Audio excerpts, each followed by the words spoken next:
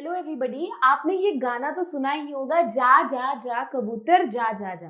So basically इसका मतलब क्या है? ये जो गाना है ये इंस्पायर्ड है हमारे ट्रेडिशनल एंशिएंट पोस्टल सर्विस से। मैं क्यों कह रही हूँ? ये पोस्टल सर्विस का मतलब क्या होता है? मैसेजेस भेजना, मैसेजेस भेजने का तरीका। तो एंशिएंट, मिडिएवल और मॉडर्न टाइम्स में कैसे कबूतर से लेकर के और रेलगाड़ी तक हमारे मैसेजेस भेजने का तरीका चेंज हुआ है, इसी के बारे में हम इस वीडियो में जानेंगे और ये वीडियो इंटरेस्टिंग होने वाली है। So hello everybody, my name is Supriya Singh, welcome to Chahal academy and today we are going to talk about the transition in the postal service that India has witnessed since ancient to modern times. अगर हम इस topic की बात करें तो ये topic कहता है कि from pigeons to railways the evolution of India's postal service. कैसे कबूतरों से लेकर के रेलगाड़ी तक इवॉल्व हुआ है इंडिया की पोस्टल सर्विस। तो अगर हम बात करें तो ये आपके एक आर्टिकल आया था जो कि बहुत इंपॉर्टेंट हो जाता है स्पेसिफिकली आपके प्रीलिम्स और पॉइंट ऑफ व्यू से। तो अगर ये आर्टिकल कहता है कि पिजन्स, डाक runners and railways, how India's postal service evolve over time. तो बेसिकली क्या है कि इंडिया की एक पोस्टल सर्विस होती थी, उसको डिसकंटिन्यू कर दी गई है। उस पोस्टल सर्विस में क्या था? It was a book post service. उसमें आप 100 रुपए में 5 किलो के अंदर की किताबें एक जगह से दूसरे जगह तक भेज सकते थे। ठीक है, ये इनिशिएटिव थी, ये बुक लवर्स के लिए बहुत ही फायदेमंद था और ये इनिशिएटिव कहती थी कि आप 5 केजी तक की किताबें कहीं भी भारत में 100 रुपए में भेज सकते हो। अब ये जो सर्विस को डिसकंटिन्यू कर दी गई है, ये एक तरह से इंडिया की पोस्टल सर्विस में चेंजेस बता रही है and eight the same time ये भी बता रही है कि कम्युनिकेशन लैंडस्केप कैसे चेंज हो रहा है और प्राइवेट प्लेयर्स इस सिस्टम में कैसे करके एंटर कर रहे हैं और किस तरह से पोस्टल सर्विस जो है in due course of time costly भी होता जा रहा है। तो आइए हम इसके बारे में डिटेल में जानते हैं। तो स्टोरी कहती है कि India's post iconic book post service, a cost effective way to ship books across India, was abruptly discontinued। कब? 18 दिसंबर को। और ये मूव जो है रीडर्स और पब्लिशर्स को बहुत ही ज्यादा शॉक कर दिया बिकॉज एक वाइटल कल्चरल लेगेसी को एंड कर दिया गया इसके through. Now as India post adopt to modern challenges, questions about affordability across the knowledge remains unanswered. Affordability का बहुत बड़ा सवाल है। आपको पता है कि इंडिया में इतने भी लोग पैसे वाले नहीं है कि बहुत ही एक्सपेंसिव पोस्टल सर्विस को अफोर्ड कर सके। तो एक तरह से बुक लवर्स के लिए 5 केजी के अंदर की बुक आप 100 रुपीज में भेज सकते हो। ये एक बहुत ही अच्छी चीज थी जिसको कि क्या कर दिया गया? बंद कर दिया। तो it brings us back to our point कि आखिर पोस्टल सर्विसेज इंडिया की कैसे इवॉल्व हुई है और इसकी लेगेसी हम कहाँ से ट्रेस करते हैं। तो अगर हम इसके बारे में बात करें तो हम बात करेंगे कि एंशिएंट ऑरिजिन है किसका? पिजन पोस्ट का। कबूतर जा जा जा कब से होता था? ये अलेक्जेंडर के टाइम से होता था। भारत में अलेक्जेंडर का इन्वेजन कब हुआ था भाई? 326 बीसी में हुआ था। चलो उसको छोड़ो, अलेक्जेंडर कहाँ का था? तो अलेक्जेंडर ग्रीस का था, मैसेडोनिया का था, राइट। तो अगर हम इसकी बात करें तो कम्युनिकेशन कबूतरों के द्वारा भेजना तो एंशिएंट सिविलाइजेशन से चला आ रहा है। कब से? अलेक्जेंडर द ग्रेट के तरफ से चला आ रहा है। और पर्शियंस भी इसको मिलिट्री कैंपेन में यूज करते थे। मिलिट्री एक जगह से दूसरी जगह गई, अगर मैसेज भिजवाना है तो कबूतर को उड़ा दिया। उसके अलावा मौर्यन टाइम्स में भी इसको यूज किया जाता था। हिस्टोरियंस कहते हैं कि चंद्रगुप्त मौर्य, कब चंद्रगुप्त मौर्य ने थ्रो लिया था भाई? मौर्यन एम्पायर की स्थापना करके थ्रोन कब लिया था? Coronation 321 BC. तो हिस्टोरियंस का कहना है कि चंद्रगुप्त मौर्य ने स्टैब्लिश किया था early postal system using pigeons across his empire. Message भेजने के लिए सस्ता, किफायती, हल्का फुल्का कौन सा मैसेज है भाई? कबूतर उड़ा दो, है ना। इसके अलावा और इसीलिए आज के डेट में भी हम जो कबूतर, व्हाइट पिजन जो उड़ाते हैं, वो एक तरह से मैसेज ही भेजता है। किस चीज का? पीस का। अब देखते हैं मिडिवल पीरियड में क्या। मिडिवल पीरियड में भी पिजन पोस्ट को यूज किया जाता था प्राइमरी कम्युनिकेशन मेथड की तरह। 13th सेंचुरी में अलाउद्दीन खिलजी ने इसको इंट्रोड्यूस किया था। किसको? Horse and foot postal system को। मतलब कि अब घोड़ा जो है वो मैसेंजर बन के जाएगा। अगर आप मूवीज देखते होगे तो जरा ध्यान देना कि घोड़े में एक पत्र लगा रहता है और फिर आप उसको पढ़ते हो, तो दैट इज व्हाट इसका मतलब कि घोड़ा जो है वो मैसेंजर बन के जा रहा है। इसको इंट्रोड्यूस कब किया था? अलाउद्दीन खिलजी ने। अलाउद्दीन खिलजी कब? 1296 के आसपास उन्होंने सत्ता संभाली थी। तो ये हो गया। उसके बाद अब देखो Orissa pigeon post. After independence Orissa pigeon post system खास करके प्रोमिनेंस में आया था और जवाहरलाल नेहरू ने भी इसका इस्तेमाल किया था और ये 2008 तक चला। उड़ीसा में पिजन के थ्रू पोस्टल सर्विसेज करना और मतलब मैसेज भेजना ये चला आ रहा था। एंड हम बात करेंगे 1946 में रिमोट पुलिस स्टेशन को कनेक्ट करने के लिए उड़ीसा की पिजन पोस्ट सर्विस शुरू हुई थी और ये बहुत ही ज्यादा इंपॉर्टेंट थी क्योंकि नेचुरल डिजास्टर में कुछ भी अगर आपको मैसेज भेजना है तो ये बेस्ट वे था क्योंकि कोई भी एक जगह से दूसरी जगह नहीं आ सकता है, लेकिन कबूतर के लिए तो कोई बाउंड्री नहीं है। तो उस टाइम पे इसको यूज किया जाता था फ्लड एंड साइक्लोन के टाइम पे और प्राइम मिनिस्टर जवाहरलाल नेहरू ने भी इसको 1948 में यूज किया था सेंड करने के लिए संबलपुर से कटक। ये दोनों क्या है? डिस्ट्रिक्ट है। तो संबलपुर डिस्ट्रिक्ट से कटक डिस्ट्रिक्ट में मैसेज भेजने के लिए जवाहरलाल नेहरू ने इसको यूज किया था। ठीक है, और इस सर्विस को 2008 में डिसबैंडेड कर दिया गया। उसके अलावा हम बात करें मुगल कम्युनिकेशन सिस्टम की, तो मुगल ने भी अपनी कम्युनिकेशन नीड के लिए जो है उस टाइम पे क्या किया था? कब मुगल एम्पायर स्टैब्लिश हुई थी? 1526 में और ऑलमोस्ट 1707 तक चली। तो इन्होंने भी हॉर्स राइडिंग है ना और फुट रनर्स, इन दोनों पे ये रिलाई करते थे। ठीक है, rely runners and rely horse for long distance messages, लंबे दूर दराज मैसेजेस भेजने के लिए मेनली ये हॉर्सेस पे रिलाई करते थे। वो भी एक मैसेज का सिस्टम था। और शेर शाह सूरी ने पहले थे जिन्होंने एक माउंटेड पोस्टल सिस्टम इंट्रोड्यूस किया था इंडिया में। शेर शाह सूरी का टाइम पीरियड क्या था? 1540 जब हुमायूं चले जाते हैं एग्जाइल में, 1530 से लेकर के 1545 शेर शाह सूरी का टाइम पीरियड था। तो 1540 के टाइम पे क्या किया था शेर शाह सूरी ने? इंट्रोड्यूस किया था। क्या किया था? माउंटेड पोस्टल सिस्टम इंट्रोड्यूस किया था। घुड़सवार घोड़े के थ्रू, घुड़सवार के थ्रू पोस्टल और मैसेजेस भिजवाना। उसके बाद पोस्टल हायरार्की की बात करें तो जो हेड होता था पोस्टल सिस्टम का उनको क्या कहते थे? उनको कहते थे दरोगा ए डाक। दरोगा ए डाक, डाक पत्र, राइट। उसके अलावा अगर हम डाक सर्विसेज की बात करें तो डाक की जो चौकी होती थी, जो ऑर्गेनाइजेशन होती थी, उसको क्या कहते थे? उसको डाक चौकी कहते थे। ठीक है, उसको डाक चौकी का नाम दिया जाता था। और म्योरा क्या होता था? तो फुट रनर्स, जो आपने मूवी देखी होगी 1920 द इविल रिटर्न्स और शायद 1920, उसमें दौड़ते दौड़ते मैसेज एक आदमी मैसेंजर लेकर के आता है एक पत्र। तो ये जो, और ये बड़ी स्पीड से दौड़ता है, ये उस स्पीड से दौड़ता है जो कि घोड़े की स्पीड होती है। आप सोच लो कितनी तेज। तो ये एफिशिएंट होते थे दौड़ने में, बहुत तेज दौड़ते थे, देखा गायब। तो बेसिकली इसका मतलब होता है कि वो फुट रनर इतने तेज होते थे कि वो डाक पहुंचाने का काम करते थे। ठीक है, और इनको क्या कहते थे? इनको कहते थे मेयोरा। ठीक है, they could run as fast as horses for a full day, और ये भी एक डाक पहुंचाने का काम करते थे।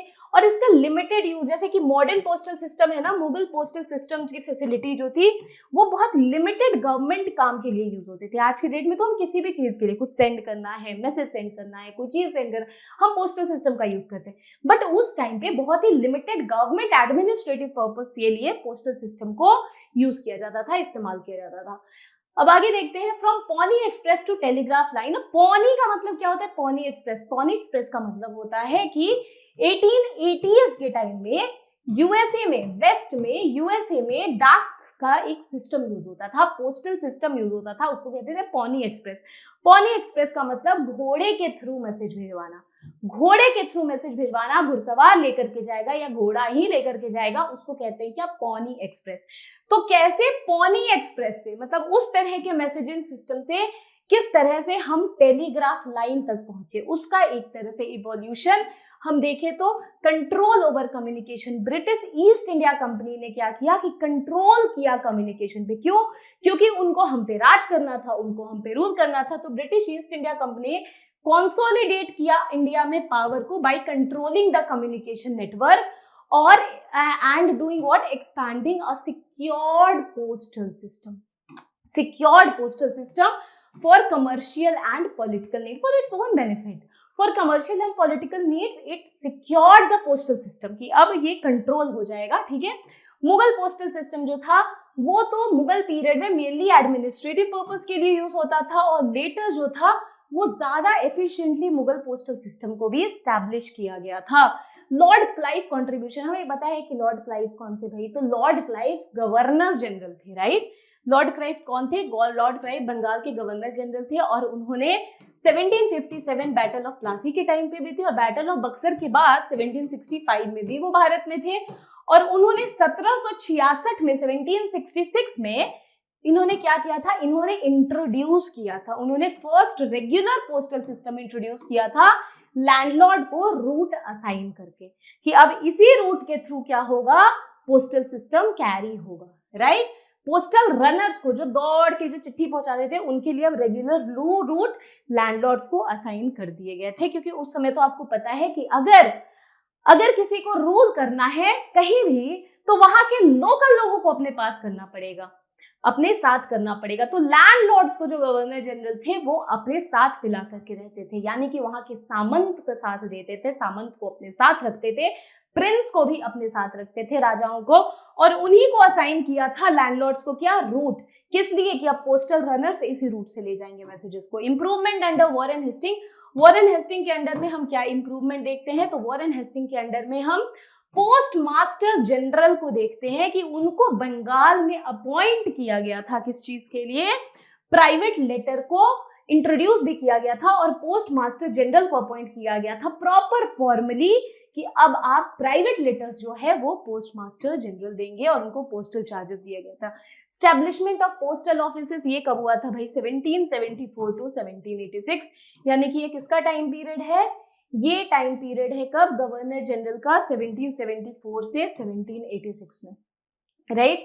तो इस टाइम पे क्या किया गया था, इस टाइम पे पोस्ट ऑफिस को इंट्रोड्यूस किया गया था। मतलब अगर हम बात करें तो कलकत्ता में पहला पोस्ट ऑफिस स्टैब्लिश हुआ था, ठीक है, मद्रास में 1786 में, बॉम्बे में, यानी कि ये जो मेन जो जगह थी, मेन जो ट्रेड लोकेशंस थी, जो ट्रेड सेंटर्स थी, वहां पे फाइनली क्या किया गया था, वहां पे फाइनली पोस्ट ऑफिसेस को स्टैब्लिश किया गया था। अब हम इसकी आगे बात करें तो strategic use of postal network, postal network को मेनली किसलिए, गवर्नमेंट के एडमिनिस्ट्रेटिव पर्पस के लिए यूज किया जाता था, बहुत ही strategic administrative requirement and sending and receiving messages के लिए इसको यूज किया जाता था, और ये ब्रिटिश के कंप्लीट कंट्रोल में रहता था। ऑब्वियसली ब्रिटिश को हम पे रूल करना है, हमें क्यों दे देंगे कि तुम्हें जो मैसेज भेजना है भेजो, नेशनलिज्म नहीं राइज हो जाएगा, तो जरूरी है कि ब्रिटिश उसको अपने कब्जे में रखे, तो वही चीज ब्रिटिशर्स करते हैं। इसके अलावा अगर हम बात करें तो impact on native postal system, native postal system जो इंडिजिनस, जो एंशियंट, जो इंडिया के खुद की पोस्टल सिस्टम थे, उस पे क्या असर पड़ा भाई, तो ब्रिटिश ईस्ट इंडिया कंपनी ने क्या किया, डिसमेंटल कर दिया, खारिज कर दिया नेटिव प्राइवेट पोस्टल नेटवर्क को, जो कि इंडियन प्रिंस, राजा चलाते थे, जैसे नवाब चलाते थे, या फिर वेल ऑर्गेनाइज सिस्टम थी जो 14 शहरों में, उसको बिल्कुल खत्म कर दिया गया। उसके अलावा हम बात करें मोनोपोली ऑन मेल, उसके बाद मेल पे सेंड, उस पे मोनोपोली स्थापित कर दी गई, यानी ईस्ट इंडिया कंपनी ने क्या किया, मेल कन्वीनियंस पे अपनी स्थापना कर दी। मोनोपोली कैसे, एक्ट के थ्रू, ठीक है, एक्ट लगा दिया और ये अबॉलिश कर दिया बहुत सारे प्राइवेट पोस्टल लाइंस को, ठीक है, जो नवाब के, जो प्रिंस के, जो राजाओं के होते थे, प्रिंस के, उसको बिल्कुल ही खत्म कर दिया और एक्ट लगा दिया, इंडियन टेलीग्राफ एक्ट, राइट। अब इसने क्या किया, डिस्ट्रिक्ट पोस्ट को रिप्लेस कर दिया अपने पोस्ट से, ठीक है। अब इसके अलावा हम देखें तो डाक रनर्स का क्या रोल था भैया, तो डाक रनर्स जनरली कौन होते थे, ये लोअर कास्ट के लोग होते थे, जो कि दौड़ के रन करके आपके messages on the real time basis जल्दी फास्टली पहुंचाते थे, और ये बहुत ही एसेंशियल थे। क्यों भाई, नेविगेट करने में, डिफिकल्ट टेरेन में, वहां पे घोड़ा ये वो कुछ नहीं पहुंच सकता, लेकिन डाक रनर्स पहुंच जाते थे, क्योंकि वो डिलीवर कर देते थे मेल, मेल कैसे, टाइगर्स, लायंस, राइनोसरस जानवरों को जानते हुए, या फिर ऐसे चैलेंजेस को भी फेस करके, तो ये इंपॉर्टेंट हो जाते थे उस समय। Introduction of horse drawn mail, घोड़े से संदेश भेजना, उसका इंट्रोडक्शन हुआ था। सो अटेम्प्ट्स हुए थे इंट्रोड्यूस करना इसको, हॉर्स ड्रॉन मेल को 1830s 40s में भी, बट ये पूरी तरह से नहीं इंप्लीमेंट हो पाया था, और इसको ऑलरेडी किया जा चुका था, शेरशाह सूरी ने अपने टाइम पे किया था, मुगल सल्तनत में इसको किया गया था। फर्स्ट टाइम 1541 में किसने किया था, शेरशाह सूरी ने किया था। ब्रिटिशर्स ने भी हॉर्स ड्रॉन मेल सिस्टम को इंट्रोड्यूस करने की कोशिश करी थी, बट ये ज्यादा एफिशिएंट नहीं हो पाया था, क्योंकि टेरेन के चैलेंजेस थी, मतलब कि जिस तरह से पहाड़ पे, नदी पे आपको जाना है जानवरों से, वो एक चैलेंज क्रिएट करता था। एट द सेम टाइम इसका कॉस्ट भी काफी हाई था, so it was not very very cost effective. अब बात करते हैं reforming India's postal legacy in the mail. India के पोस्टल लेगेसी को रिफॉर्म करने की अगर हम बात करें तो हम देखेंगे कि बुक पोस्ट का जो सिस्टम है वो डिक्लाइन हो रहा है। अभी भी जो सिस्टम आया कि 5 kg आप 100 रुपए तक वाला नहीं भेज सकते हो, तो ये हम तो डिक्लाइन ही देख रहे हैं। तो हम ये बात कर सकते हैं कि बहुत धीरे धीरे करके बुक पोस्ट का जो सिस्टम था वो फेज आउट हो गया, और ये रिफ्लेक्ट कर रहा है कि किस तरह से इंडिया जो है वो अपनी इंफ्रास्ट्रक्चर में चैलेंजेस को फेस कर रही है regarding the postal system and regarding the India's post.